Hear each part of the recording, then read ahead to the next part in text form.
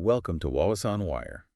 So today, August 14th, things got pretty intense in Kepala Batas, didn't they? A planned rally which we knew was coming really dominated the headlines. It all stems from that flag incident everyone's been talking about. That's right. It started, well, the intention was stated as voicing concern, but it quickly became something much bigger. A really complex event showing different sides of public feeling and definitely some political moves around that national symbol. Yeah, it's sensitive. And before we really get into the weeds of what happened, maybe think about this for a second. How does a symbol like a flag, something meant for unity, end up being such a flashpoint?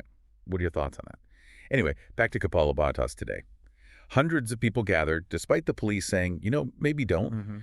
The United Malays National Organization Youth Wing and the Malaysian United Indigenous Party Youth Wing, they led this march right to the hardware store involved in the original incident. Yes, it wasn't just people showing up randomly. It felt very organized. Oh, definitely. Planned for days, it seems. Exactly. And Datuk Akmal, the UMNO youth leader, he was quite clear about what they were doing, or at least how they wanted it seen. Up on a pickup truck, right? Yeah, addressing the crowd. He kept saying it was a peaceful assembly. The main message was defending the national flag. He said its dignity is, well, paramount, not something trivial. He really pushed the unity angle too, didn't he? He did. Saying it crossed party lines, race, religion, trying to make it about everyone. Precisely. And he specifically said, I'm not a bully. I just want everyone to know I love our flag. That's a very direct way to frame it. It sounds like patriotism, sure, but also pushing back against any idea that they were there to intimidate. Absolutely. Politically, that framing is key. Make it about the flag, about shared identity, not just one group's agenda. It elevates the issue. Makes it harder to criticize. Potentially, yes. And then he called for the government, for MPs, to actually change the laws. For stricter punishments, right? Right. For disrespecting the flag. Exactly. Which takes it from a protest to a demand for legislative action. It shows how seriously they, or at least he, wants this perceived. You could sort of feel that escalating energy, especially when they sang the national anthem, shouted, Merdeka! They'd gathered earlier, too, at the night market. Yes, they marched from the Kepala Batas night market area, a fair distance, showing, commitment. It wasn't just a quick photo op. And all this despite the police advice. Which says a lot about their determination on this issue. They felt strongly enough to proceed. Okay, so the march is happening, but then things took a different turn. Another group showed up. Right. Lawyers for Liberty. They arrived wanting to show support for the hardware store owner. But they brought posters. And that's where things got complicated. Very complicated. The posters had messages like, don't bully, which seems straightforward enough. But then there was another phrase. Yes, don't be like Jewish character temperament. That specific phrase just ignited things. How was that interpreted? By many of the UMNO supporters there, it was seen as deeply offensive. That kind of language carries a lot of negative historical weight associated with harmful stereotypes. Whether that was the intent or not, the impact was immediate. So the atmosphere just changed. Instantly. Shouting, insults, people yelling, idiot! The two groups were suddenly face-to-face, very tense. It really felt like it could spill over. Wow. Just like that. It really underscores how volatile things are.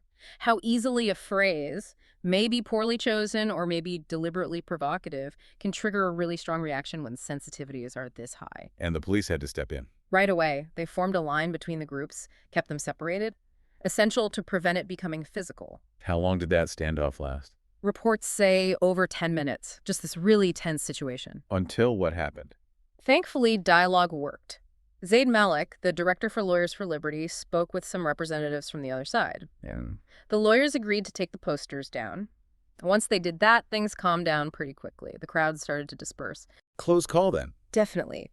It shows how important quick de-escalation is, but also how fragile things were. That whole poster incident became a major focus, almost overshadowing the main rally's initial purpose. Okay, so that's one major development. But then there was the Democratic Action Party's reaction. Yeah.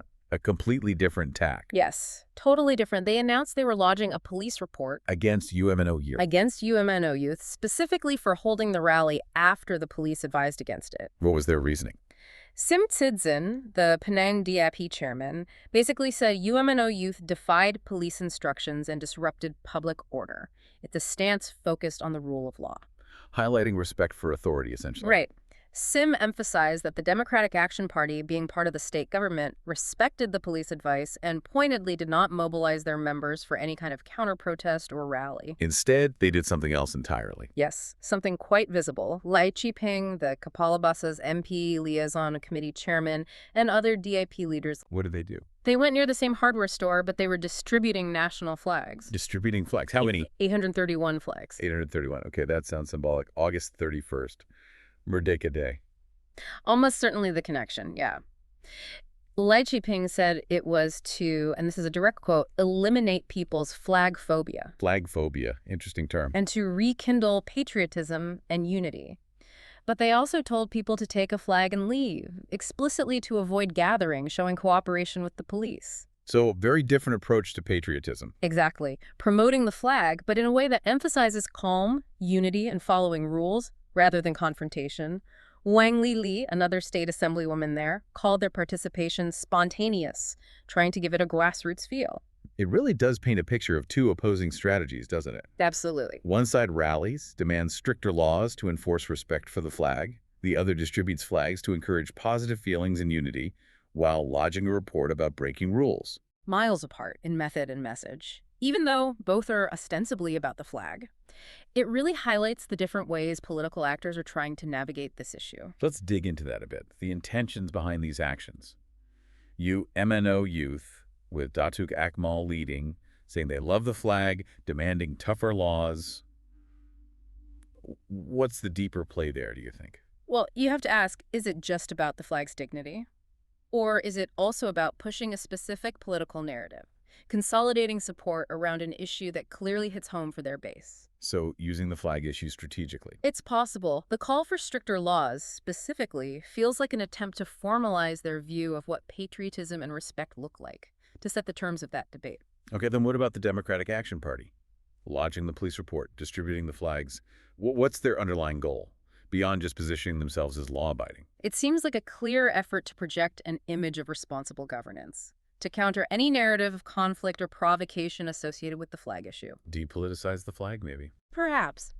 Or at least repoliticize it differently. Encourage a more inclusive, calm form of patriotism. Appeal to people who value stability and harmony. It's about defining love for country in a way that fits their broader political platform, especially with National Day coming up. So both sides are using the flag incident, but to promote very different visions of the nation. It looks that way.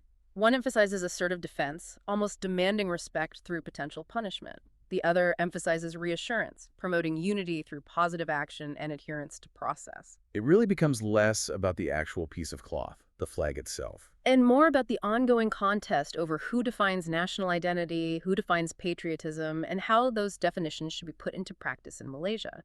The flag is the focal point, but the struggle is deeper. These events really drive home how powerful symbols are, especially national symbols. They can unite, but wow, they can also become ground zero for tension in politics. Definitely. What happened today? The rally, the confrontation with the posters, the police report, the flag distribution. It's not just a one-off event. It's part of a much larger conversation happening in the country. About unity, about identity, about how we navigate disagreements. And it leaves us with a pretty big question, doesn't it? How do we handle these moments? How do we make sure our shared symbols bring us together instead of highlighting our divisions? That's a challenge that goes way beyond today, I think. Something for everyone to consider. Remember to like and subscribe for more videos like this.